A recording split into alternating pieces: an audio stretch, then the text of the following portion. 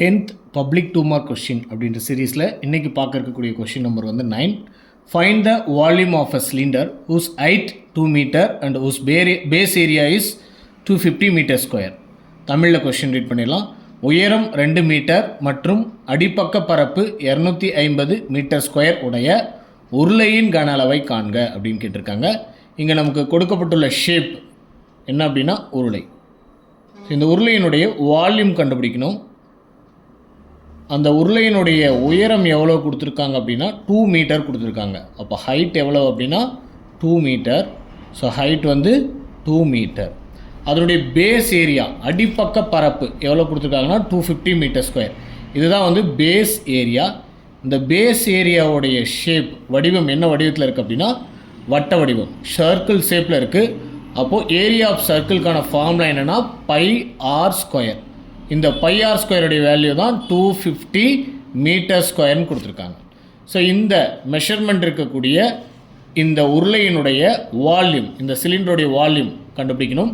So volume of சிலிண்டருக்கான formula V equal to pi r square h cubic units. உருளையின் கன அளவுக்கான formula pi r square h கன அலகுகள் அப்படின்ற இந்த யூனிட்ஸ் வந்து நம்ம ஃபைனலாக போடும்போது போடணும். ஸோ இதில் நமக்கு என்னென்ன வேல்யூ கொடுத்துருக்காங்க அப்படின்னு எடுத்து எழுதிக்கலாம். ஹெச்சோடைய வேல்யூ எவ்வளோ கொடுத்துருக்காங்கன்னா 2 மீட்டர் கொடுத்துருக்காங்க. 2 மீட்டர் கொடுத்துருக்காங்க. இதனுடைய pi r square base area அதனுடைய வேல்யூ என்ன கொடுத்துருக்காங்கன்னா 250 மீட்டர் ஸ்கொயர் கொடுத்துருக்காங்க. ஸோ இந்த ரெண்டு வேல்யூவும் ஃபார்முலாவில் சப்ஸ்டியூட் பண்ணிடுவோம். அப்போ V equal to pi r square. இந்த பை ஆர் ஸ்கொயருடைய டோட்டல் வேல்யூவே நமக்கு கொடுத்துட்டாங்க. அதுதான் வந்து பேஸ் ஏரியா அடிப்பக்க பரப்பு.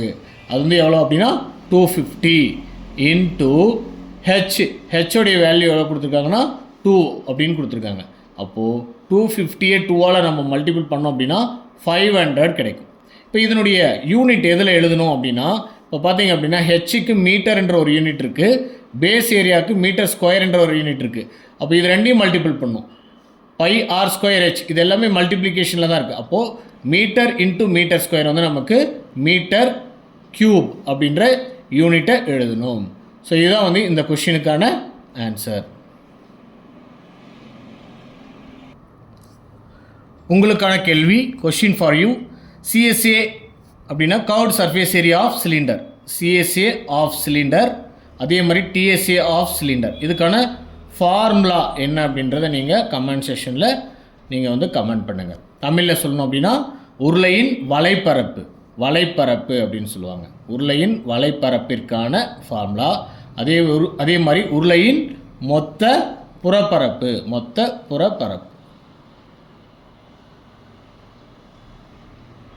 இதற்கான ஃபார்முலாவை நீங்கள் கமெண்டில் கமெண்ட் பண்ணுங்கள்.